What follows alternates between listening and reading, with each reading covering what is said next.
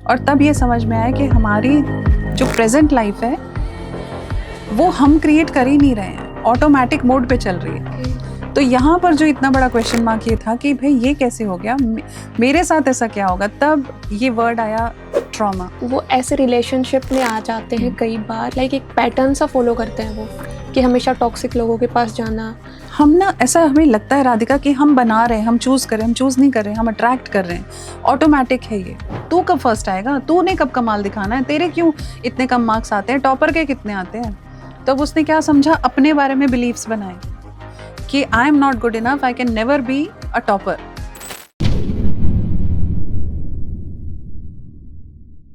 Welcome everyone, मैं राधिका आप लोगों का स्वागत करती हूँ हमारे टीवीटी चैनल पर। आज हमारे साथ जुड़ चुके हैं भारती मैम, जो कि ट्रॉमा लिबरेशन कोच है, जो हमें बताएंगे कि कैसे हमारे खुद के पेरेंट्स हमें ट्रॉमा से बचा सकते हैं और वही पेरेंट्स हमें ट्रॉमा दे सकते हैं।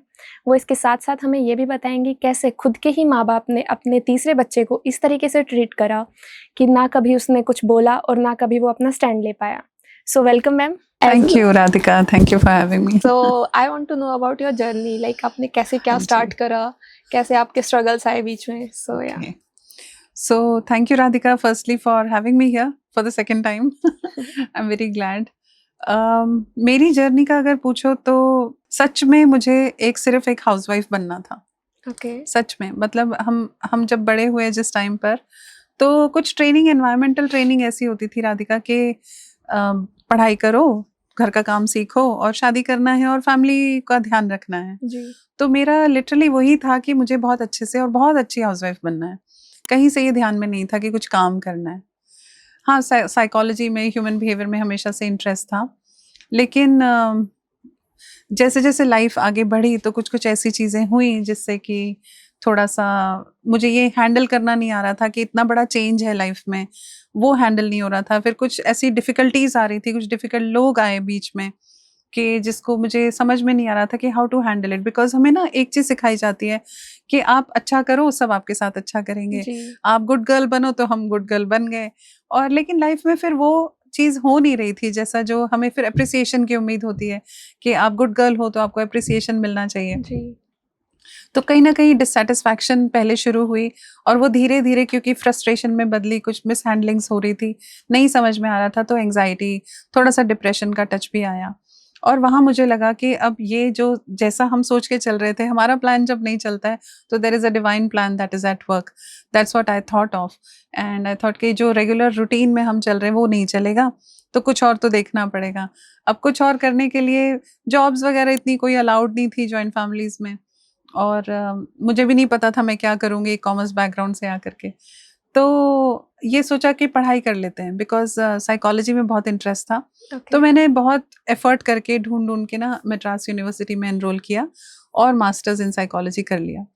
तो वो जो ह्यूमन बिहेवियर में जो इंटरेस्ट था उसको वो और ज़्यादा क्या कहें इलेबोरेट हो गया, डीप चले गए और बहुत मज़ा आने लगा पढ़ने में।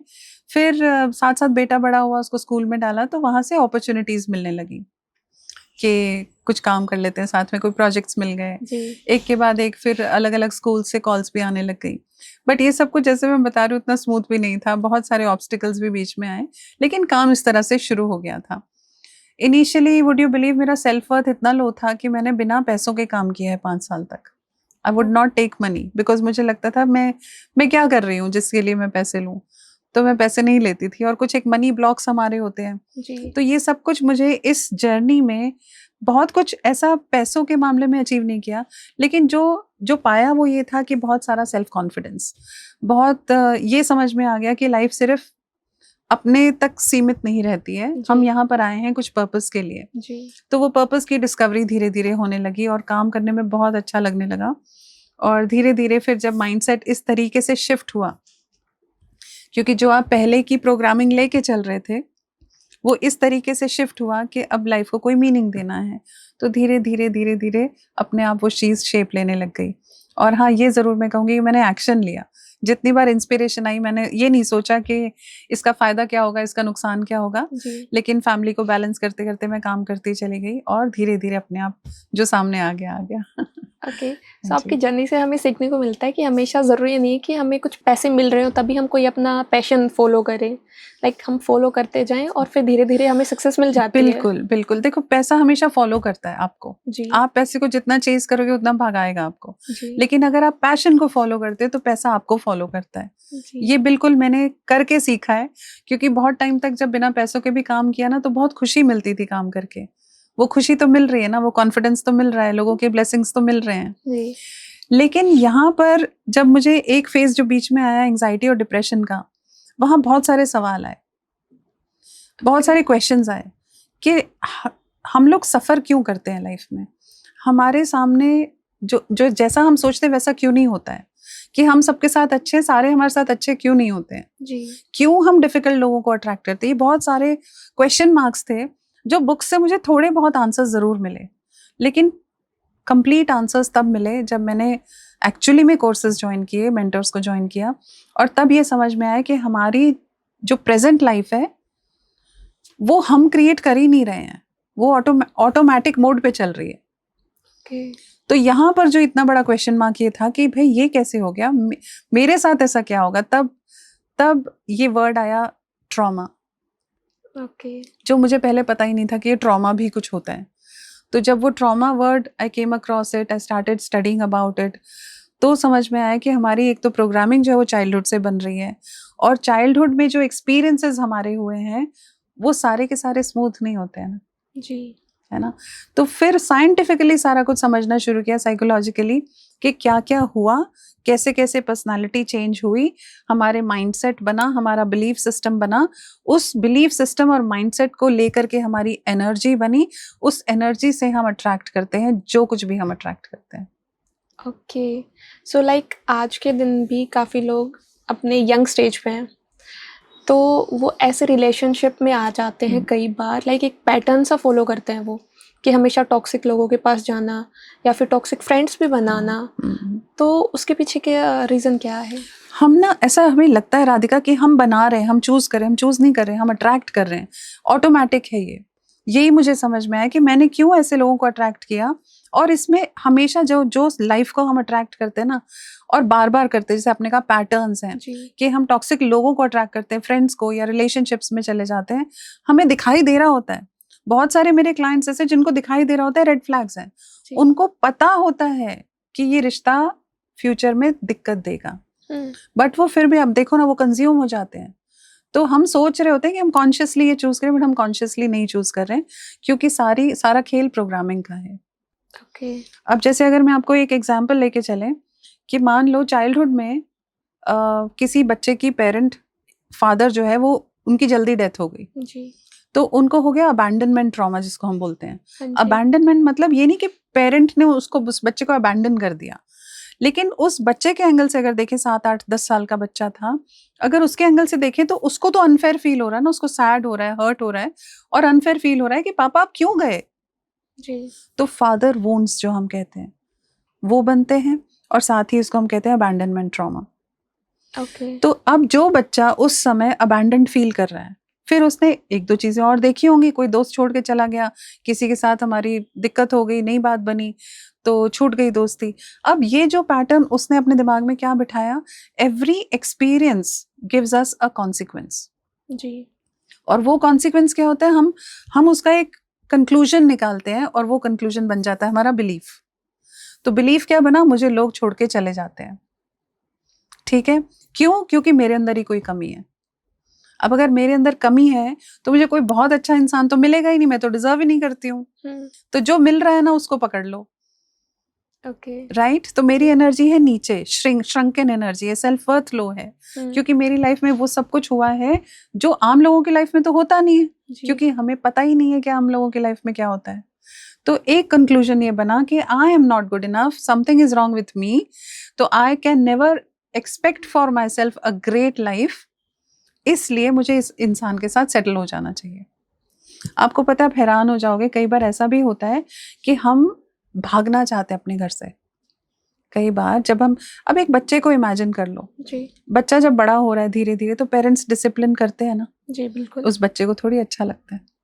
अब उस बच्चे को उस समय नहीं समझ में आ रहा है, उसको तो लगता है कि बंधन कर रहे हैं। बंधन कर रहे हैं, मेरे मम्मी पापा मुझसे प्यार नहीं करते, जी। क्योंकि हमारे मम्मी पापा ने वैसे प्यार किया नहीं जैसा हम चाहते थे। और हम क्या चाहते थे, बच्चा क्या चाहता है कि बस मुझे पैम्पर करो, मुझे प्यार करो, मुझे खुश रखो, जो मैं कहूँ वो ले दो, मुझे पढ़ने के लिए मत बोलो, ठीक है। और पेरेंट्स उस समय में, हम यहाँ बैठकर ब्लेम नहीं कर रहे किसी को, बट पेरेंट्स उस समय में अब बहुत सारे प्रॉब्लम्स और प्रोजेक्ट्स में उलझे होते हैं, क्योंकि यंग Okay. पेरेंट्स होते हैं, जी 30s में होंगे जब उनके बच्चे हुए, तो 30s में जब पेरेंट होता है तो फादर मोस्टली बिजी होता है पैसे कमाने में, जी क्योंकि फैमिली को चलाना है, और मदर जो होती है वो अपने ही एक पर्सनालिटी में ट्रैप्ड होती है, क्योंकि वो मदर भी एक दूसरे घर से आई है, जी वो भी एडजस्ट कर रही है, जॉइंट फैमिली है, बहुत सारी रिस्पॉन्सिबिलिटी है। So most fathers are not physically present, most mothers are not emotionally present. Okay. So इसकी वजह से एक ट्रॉमा बन जाता है बच्चे बनता है। हमें ना ऐसा लगता है राधिका, बहुत लोग मुझे बोलते हैं कि ट्रॉमा तो बड़ी चीज होती है, इंटेंस एक्सपीरियंस होता है, जैसे कोई डेथ हो जाए या मोलेस्टेशन हो जाए, और या फिर कोई चोरी हो जाए, प्रोलॉन्ग्ड इलनेस हो जाए। तो मेरी लाइफ में तो ऐसा कुछ हुआ ही नहीं मैम, तो फिर मैंने ऐसा सब क्यों अट्रैक्ट किया? तो मेरी लाइफ में भी ऐसा कुछ बड़ा नहीं हुआ है, बट मेरी लाइफ में भी ट्रॉमा हुआ है। छोटी छोटी चीजें ट्रॉमा। छोटी छोटी चीजों से ट्रॉमा बाहर नहीं है, बाहर तो एक्सपीरियंस है, बाहर तो सिचुएशन है, जी उस सिचुएशन में मेरे अंदर क्या हो रहा है वो ट्रॉमा है। तो दो तरीके के अगर बच्चे हैं, एक ही घर में बड़े होते हैं, एक बहुत सेंसिटिव है जी और दूसरा बच्चा जो है वो मस्त मौला है, जी तो जब माँ डिसिप्लिन करेगी तो वो जो सेंसिटिव बच्चा है उसको बहुत ज्यादा हर्ट होगा अंदर से, जी उसके लिए इंटेंस ट्रॉमा है, राइट। और जो दूसरा मस्त मौला बच्चा है वो अभी सुनता है, अभी भूल जाता है, खेलने में लग जाता है, जिद्दी हो जाता है, अपना जो चाहिए वो करता है, और उसको लगता है लाइफ बढ़िया चल रही है ना। जी अब अगर हम इसके भी और पीछे जाएं कि मतलब कि तो फिर पर्सनालिटी कैसे बनी, दो बच्चे अलग अलग क्यों हैं? हाँ जी, एक घर में है, सेम पेरेंटिंग हुई इनकी, राइट, तो दो बच्चों की पर्सनालिटी अलग क्यों जी है? और उनका लाइक बचपन का ट्रॉमा भी अलग हाँ होगा। हाँ, तो हम ना कई चीजें तो हम ना लेके भी पैदा होते हैं, ओके हमारी एनर्जी, क्योंकि हम लाइफ टाइम से ट्रैवल कर रहे हैं ना, ये एक ही लाइफ थोड़ी है। ओके, सो हम लाइफ टाइम से ट्रैवल कर रहे हैं, हम एनर्जीज लेके चल रहे हैं अपनी, हमारे पास्ट एक्सपीरियंसेस, हमारे कार्मिक एक्सपीरियंसेस, हम वो भी लेके चल रहे हैं। प्लस जब मान लो दो बच्चे हैं घर में, तो जब मम्मा उनकी जो है वो पहली बार प्रेग्नेंट हुई, तो उसका माइंडसेट अलग था, उसकी प्रोग्रामिंग अलग थी, घर की सिचुएशन और एनवायरनमेंट अलग थी, जी स्ट्रेस बहुत ज़्यादा था, शायद झगड़े बहुत ज़्यादा होते थे। जी अब क्योंकि आप जब प्रेग्नेंट होते हो तो वूम में जब बेबी होता है वो भी सब कुछ एनर्जीज को एब्जॉर्ब कर रहा है, ओके और उसकी पर्सनालिटी का ब्लूप्रिंट वहीं से बनना शुरू हो गया है। जैसे सराउंडिंग होती है वो सब बिल्कुल, हम सबको पता है, अर्जुन सुभद्रा का जो बेटा है अभिमन्यु, जी उन्होंने तो ट्रेनिंग अंदर ही ले ली थी, जी राइट। सो एक मेटाफोरिक एग्जाम्पल है कि हमारी जो ब्लूप्रिंट है पर्सनालिटी का वो वहीं बनना शुरू हो गया है। ओके, अब मैं इसलिए आपको ये बात बता रही हूँ कि पहली बार जब माँ प्रेग्नेंट हुई तो उसका माइंडसेट, उसकी हैबिट्स, उसका पर्सनालिटी डिफरेंट थी। अब इमेजिन करो 4 साल बाद या इवन 2 साल बाद जब माँ दोबारा कंसीव करती है, जी तो वो ये जो लड़ाई झगड़े हैं इनको डील करने के तरीके ढूंढ लेती है। जी शायद वो और भी ज्यादा स्ट्रेस्ड हो गई या फिर वो उससे बाहर आ गई, उसने हैंडल करना सीख लिया, जी है ना, उसने रास्ते निकाल लिए अपने, शायद सिचुएशंस ही चेंज हो गई। बिल्कुल तो जो माँ का एनर्जेटिक सिस्टम है अंदर, जिस तरह से माँ खाना खाती है और बच्चा उसका न्यूट्रिशन एब्जॉर्ब करता है, तो माँ जो स्ट्रेस से गुजरती है, थॉट प्रोसेस में होती है, उनका सबका एक केमिकल रिएक्शन उसकी बॉडी में होता है और एक एनर्जेटिक रिएक्शन होता है जिसको वो बेबी एब्जॉर्ब करता है।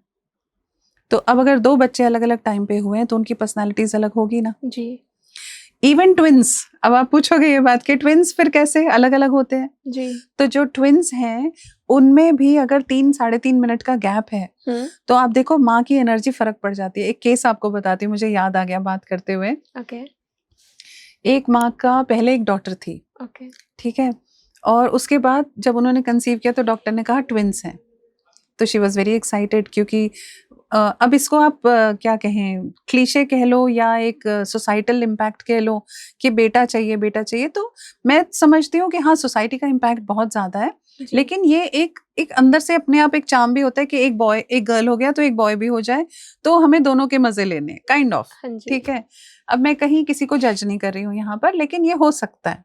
तो उस माँ की एक्सपेक्टेशन थी कि अब एक बेटा हो जाएगा, है ना, 2 बच्चे हैं तो भी चलो कोई बात नहीं।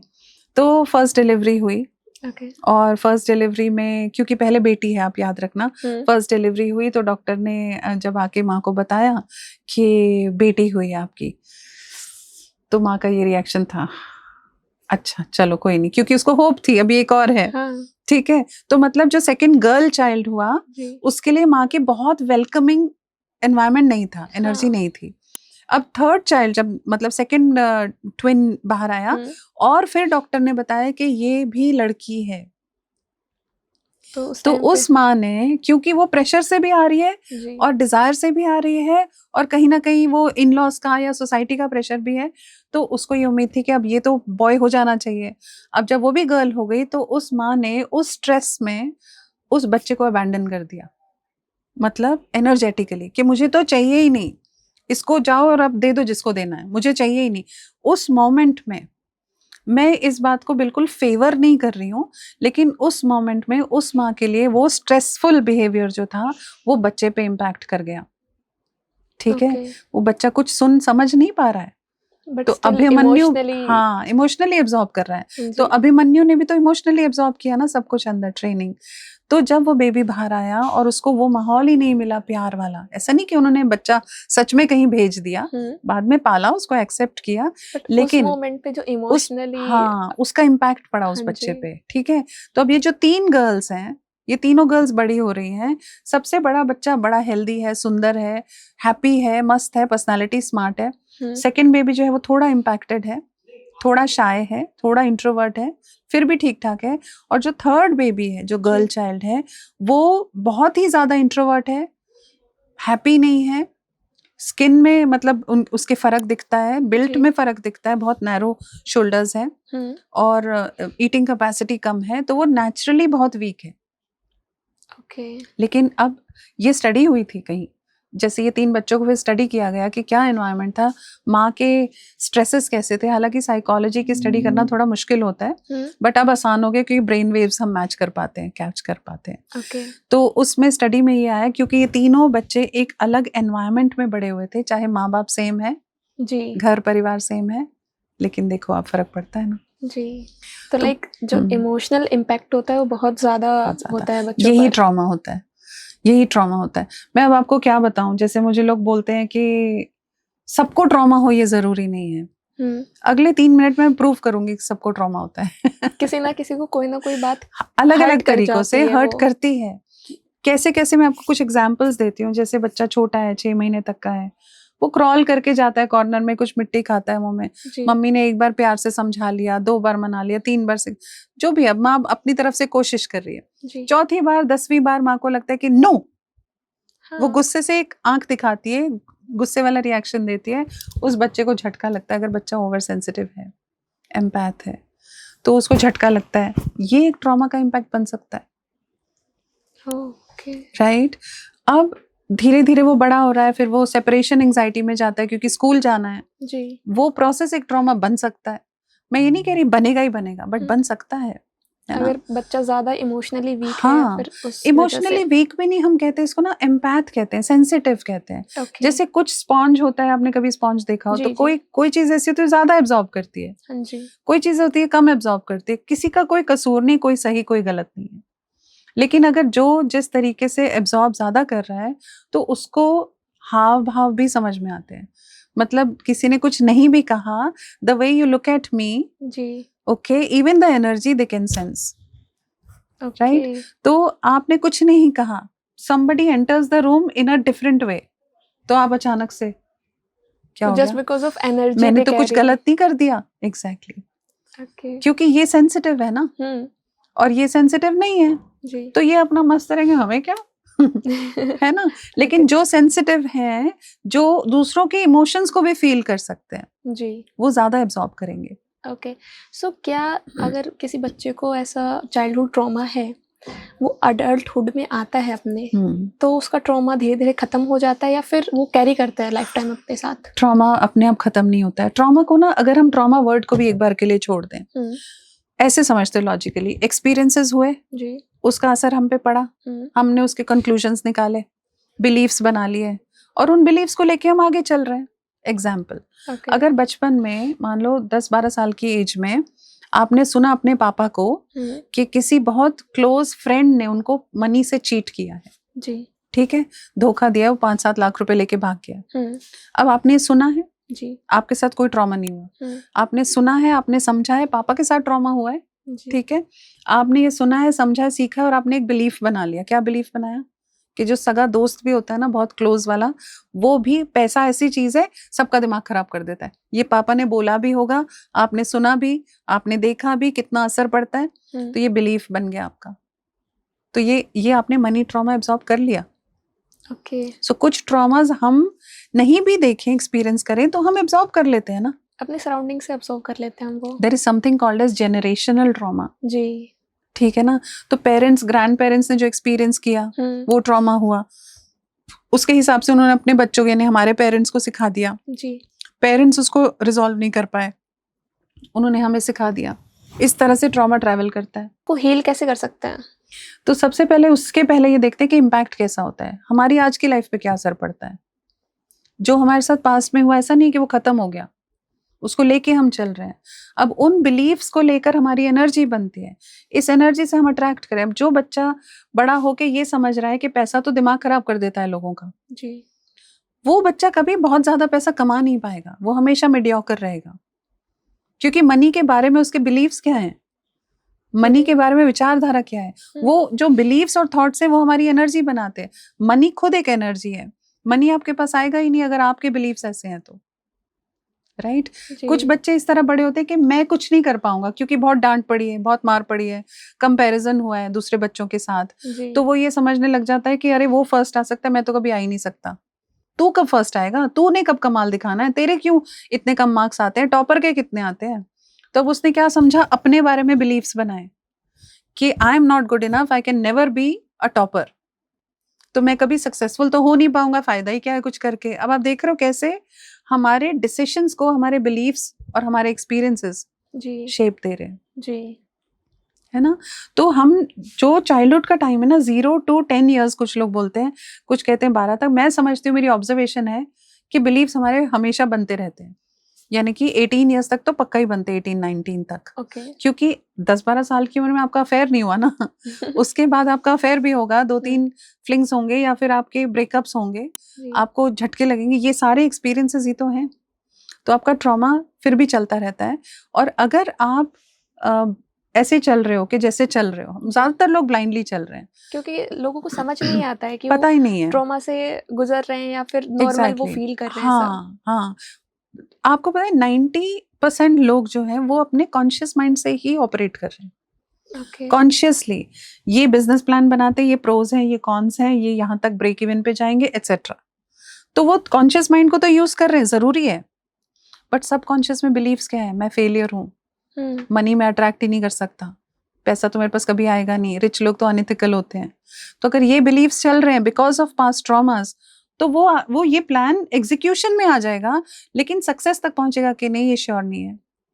वो पूरा खेल उसके माइंडसेट का है। एग्जैक्टली जो उस टाइम पे उसका पर्टिकुलर माइंडसेट बन चुका है, वो पूरे टाइम उसको कैरी करेगा। We are mostly living trauma stricken, trauma impacted lives, क्योंकि हमें पता ही नहीं है कि हम उससे निकल सकते हैं। दूसरा रीजन ये बनता है कि हमारे पास टाइम नहीं है। अब आपके पॉडकास्ट से लोगों को समझ तो आ रही है जी कि हाँ ये तो बात सही है, समझ में तो आ रही है, लेकिन किसके पास टाइम है कि किसी को ज्वाइन करें, कुछ करें, कुछ एक्टिविटीज करें, कुछ एक्सरसाइजेस करें, क्योंकि निकलना आसान है, करने के लिए मन बनाना मुश्किल होता है लोगों को। Starting point is the difficult one. Exactly, है ना। तो अवेयरनेस है, लेकिन हम उसको एग्जीक्यूशन में कैसे लाएं वो नहीं पता। फिर अच्छा पता भी है, टाइम कहाँ है मैम, आप बोलते हो रोज 1 घंटा क्लास देखो, सेशंस देखो, वीडियोस देखो, लेकिन अगर आपको लगता है कि लाइफ में बैंड बजी हुई है, मेरे रिलेशनशिप्स में पैटर्न्स हैं कि मैं बार बार टॉक्सिक लोगों को अट्रैक्ट कर रहा हूँ, या मैं बार बार फेलियर्स को अट्रैक्ट कर रहा हूँ, ठीक है, या फिर मेरी हेल्थ में खराबी होने लग जाती है। आपको पता है फिजिकल हेल्थ पे इम्पैक्ट पड़ता है ट्रॉमा का। ओके, लाइक हाँ। वो इमोशनली ज़्यादा हमें नुकसान पहुँचाता है या फिर फिज़िकली? दोनों चीज़ें हैं। अगर आपके जैसे एक और एग्ज़ाम्पल ले लेते हैं, मान लीजिए कि किसी वजह से पेरेंट्स ने आपको ग्रैंड-पेरेंट्स के घर छोड़ दिया, कि दोनों पेरेंट्स वर्किंग हैं और आपके लिए बेस्ट होगा, वहाँ आपका ध्यान रखा जाएगा। जी। तो उन्होंने तो बेस्ट सोचा आपके लिए, हुँ, तो छोड़ दिया ग्रैंड-पेरेंट्स के घर में। अब लेकिन आप अपने बायोलॉजिकल पेरेंट्स से दूर चले गए। जी। वही अबैंडनमेंट ट्रॉमा कि लोग मुझे छोड़ के चले जाते हैं। मैं तो इम्पोर्टेंट ही नहीं हूँ। हुँ, मुझे उस तरीके से, क्योंकि दादी माँ जो है वो खेल थोड़ी पाएगी आपके साथ। हाँ, एज वाइज माँ की एज 30, दादी की 60 या 50, तो वो उतनी एक्टिव एनर्जेटिक नहीं हो पाएगी ना आपके साथ। जी। प्लस एक बायोलॉजिकल कनेक्शन हमारा जो होता है हमारे पेरेंट्स के साथ, अगर उनसे दूर चले गए किसी भी वजह से, तो फिर वो ट्रॉमा होता है। तो अब ये बच्चा जब बड़ा हो रहा है, ये बिलीफ लेके बड़ा हो रहा है कि मेरे को तो लोग छोड़ के चले जाते हैं, there is something wrong with me. 3-4 साल का बच्चा कॉम्प्रिहेंड नहीं कर पाएगा कि मेरे पेरेंट्स ने मुझे क्यों छोड़ दिया। जी। तो वो यही सोचता है मेरे में मैं शायद उनको पसंद ही नहीं हूँ, वो मुझे प्यार ही नहीं करते। तो अनलव ट्रॉमा, अनसपोर्टेड ट्रॉमा। तो ओके। क्योंकि मैं अनलवेबल हूँ, आई एम द अनलवेबल वन, मुझे तो कोई प्यार नहीं करेगा। फिर जो हमारा आरएएस एक्टिवेट हो जाता है। RAS is reticular activating system. Okay. मतलब हमने ब्रेन को जो बोल दिया, ब्रेन फिर उसके एविडेंसेस ढूंढने लग जाता है। अगर आप रेड कलर की कार खरीदने निकलोगे कभी, हुँ, तो आपको बार बार सड़क पे रेड कार्स दिखेंगी, जी। क्योंकि ब्रेन वही ढूंढ रहा है, red car red car red car लेके चल रहे हो आप। हुँ, I am a failure, I am a failure, I am a failure, and you become a failure. I am unlovable, I am unlovable, I am unlovable. So you attract people who will manipulate you because they don't love you, because you are not unlovable. You are unlovable. Making sense? जी। है ना? या relationship होते हैं, तो उसमें लोग छोटी-छोटी बातों पे रोने लग जाते हैं या फिर छोटे-छोटे कुछ उनके बीच में फाइट होता है तो कहते हैं मेरे पास हाँ, तो कोई है ही नहीं, मैं किसके पास जाऊँ? एग्जैक्टली, तो हाँ। उसके पीछे का क्या रीज़न हो सकता है? लोनलीनेस, कई जी, बार ऐसा होता है कि आप बहुत सारे लोगों के बीच में फिर भी आपको लोनली फील हो रहा है। जी, in your relationship you feel unloved, unseen, unheard, disrespected. मतलब ये मैं आपको बताऊं तो मेरा अपना स्टेट यही था कि बहुत सारा फैमिली है, लेकिन मुझे ऐसा लगता था मुझे कोई समझता ही नहीं है। मुझे फिर भी अंदर से लोनली फील होता था। जी, तो उसमें ये ज़रूरी नहीं कि सच में आपके एनवायरनमेंट में ऐसा हो कि वो आपके से प्यार नहीं कर रहे। ये हमारे अंदर का अपना एक परसेप्शन भी होता है कि no one okay, loves me, they only manipulate me, they only make use of me and they throw me. क्यों? क्योंकि मैं अनलवेबल हूँ, क्योंकि मैं ब्यूटीफुल नहीं हूँ, क्योंकि मैं स्मार्ट नहीं हूँ, क्योंकि मैं टॉल इनफ नहीं हूँ, क्योंकि मेरा बॉडी शेप एक सर्टेन टाइप का है। और ये शेम ट्रॉमा इसको हम बोलते हैं कि आप अगर सोशल एंजाइटी में हो, यानी कि हुँ, बाहर जाने से डर लगता है, जी, आपको बार-बार ये लगता है कि लोग मुझे घूर रहे हैं, वो मुझे ही देख रहे हैं और मेरे बारे में गलत सोच रहे हैं, तो सोशल एंजाइटी है। जी, तो आपका कहीं न कहीं से शेम ट्रॉमा आ रहा है। और आपको बताऊँ एक बात राधिका, मैंने आज तक एक भी ऐसा इंसान नहीं देखा जिसके अंदर शेम ट्रॉमा ना हो। ओके, कहीं न कहीं आपको पता है सबसे बड़ा फ़ियर, स्टेज फ़ियर क्यों है? क्यों? Shame trauma. अब कहाँ से आया? कुछ एग्ज़ाम्पल्स देती हूँ। Okay, everything is connected to your childhood experiences, ठीक है? ओके, तो बचपन में हाथ उठाया क्लास में, जी, कोई कॉन्सेप्ट नहीं समझ आया, टीचर ने बोला पूछ लो सवाल, मैंने हाथ उठाया हुँ, और सवाल पूछा, तो टीचर ने कहा सिली क्वेश्चन, इतनी बार रिपीट कर देती हूँ, मैं अभी तक नहीं आया, सिट डाउन। डाँट पड़ी, जी, क्लास हँसी, जी, shame trauma. I felt embarrassed, I felt shamed, I wanted to run away from there, लेकिन मैं नहीं भाग पाई वहाँ से। तो जो इमोशंस हमें फ़ील करना था, हम नहीं फ़ील कर पाए, वो अंदर स्टोर हो गए, सप्रेस हो गए और वो बार-बार एक्टिवेट हो जाते हैं। जो आपने कहा ना कि कोई ज़रा-सी बात पे रोने लग जाता है, जी, चिढ़ने लग जाता है, क्योंकि अंदर वो एक्सपीरियंसेस और इमोशंस स्टफ्ड हैं। ओके, इमोशन क्या है? एनर्जी है, इन मोशन। तो उसको मूवमेंट चाहिए और उसको बाहर निकलना है, ठीक है? तो जब बचपन में हर्ट होता है और हम रो लेते हैं, जी, तो इमोशन निकल गया। हुँ, अब लड़कों को रोने नहीं दिया जाता था, क्या लड़कियों की तरह रोता रहता है? तो उनमें भी इमोशन स्टफ्ड होंगे, जी, राइट? नेचुरली। अगर हमें गुस्सा करना था, तो मुझे अगर गुस्सा आया और मैं आपके ऊपर चीखती हूँ या कोई चीज़ तोड़ देती हूँ, तो गुस्से का रिलीज़ है। जी, मैं ये नहीं कह रही कि हाँ, तोड़ना चाहिए हाँ, चीज़ों को, लेकिन उस समय हमें रोका गया ना कि ऊँची आवाज़ में बात मत करो, आगे से जवाब मत दो, बदतमीज़ होते जा रहे हो। तो आपने चुप रहना सीखा, you swallowed your emotions, right, और वो they get stuck. So ma'am अभी एक लास्ट कोई मैसेज जो आप ऑडियंस को देना चाहते हो? बिल्कुल देना चाहती हूँ कि मैं आपको प्लीज एक बार और एक अर्ज देना चाहती हूँ, रिक्वेस्ट करना चाहती हूँ, please understand life is precious, you are precious. और जहां भी आप फंसे हुए हो, पर्सनालिटी ट्रैप है वो, वहां पे फंसे रहने की जरूरत नहीं है। ओके, जो भी आपके पास्ट में हुआ है, please stop allowing your past to rule over your present and destroy your future. तो अपने पास्ट पर काम करें, अपने ट्रॉमा से बाहर निकलें, एक अच्छी खूबसूरत पर्सनालिटी बनाएं और अपनी रियलिटी को आप चेंज कर सकते हो। Stop blaming, take responsibility.